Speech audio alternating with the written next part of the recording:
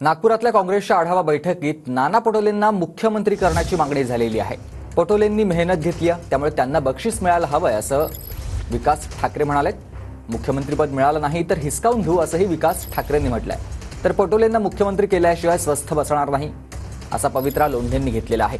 दरम्यान या कार्यक्रमातच महाराष्ट्राचा मुख्यमंत्री नाना पटोलेंसारखा हवा अशी घोषणाबाजी देखील झालेली होती। नाना भाऊ का पायगुन इतना अच्छा लगा और उनका निर्णय कितना अच्छा हुआ। आज ये लोकसभा चुनाव के बाद वही लोग हम बात कर रहे हैं कि नाना भाऊ ने अच्छा कदम उठाया। नाना भाऊ ने मेहनत किया, जो पद था जिसकी गरिमा थी, इतना बड़ा पद छोड़कर संगठन का पद लिया, गलो गली घूमे, मेहनत की, अपना घर-द्वार छोड़ दिया और कांग्रेस के अच्छे दिन ला दिए।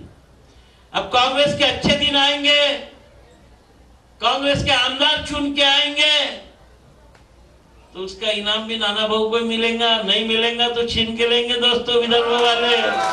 त्याच्यामुळे या नागपूरमध्ये जे तुमचं हेडक्वार्टर आहे त्या हेडक्वार्टर मध्ये तुम्हाला झोपल्याशिवाय काँग्रेसचा कार्यकर्ता राहणार नाही आणि या विदर्भातून नाना भाऊला मुख्यमंत्री बनवल्याशिवाय हा काँग्रेसचा कार्यकर्ता शांत बसणार नाही याची तुम्हाला आज आम्ही सांगतो।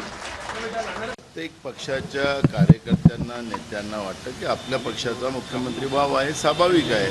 त्यामुळे महाविकास आघाडीमध्ये जो काही निर्णय होईल त्यावेळेस सगळे निवडणुकीच्या नंतर हायकमांड याच्यावर बसून निर्णय घेईल आणि म्हणून या विषयापेक्षा आम्हाला महाराष्ट्र जो विकण्याचं काम आणि गुजरात धार्जनी करण्याचं काम जे भाजप करते आहे हे विषय आमच्यासाठी महत्त्वाचे आहे। खाली चर्चा कार्यकर्त्यांमध्ये असली त्याला फार काही आत्ता तो विषय आमच्यासाठी आज महत्त्वाचा नाही आहोत। आघाडीचा निर्णय आघाडी म्हणून आम्ही घेऊ, तो योग्य वेळी घेऊ। आता आमचे उत्साही कार्यकर्ते असतात, निर्णया ठिकाणी निर्णय नाव येत असतात, त्यामुळे ते काही मानण्याचं काही कारण नाही। उत्साही कार्यकर्त्यांचा तो भाग आहे। विदर्भातील कार्यकर्ते पुरस्कार नाही मिळाला नाही ठीक आहे, उत्साही कार्यकर्त्यांचा तो भाग आहे आणि सर्व पक्षात सगळीकडे हे कार्यकर्ते असतातच आणि असावंच लागतात।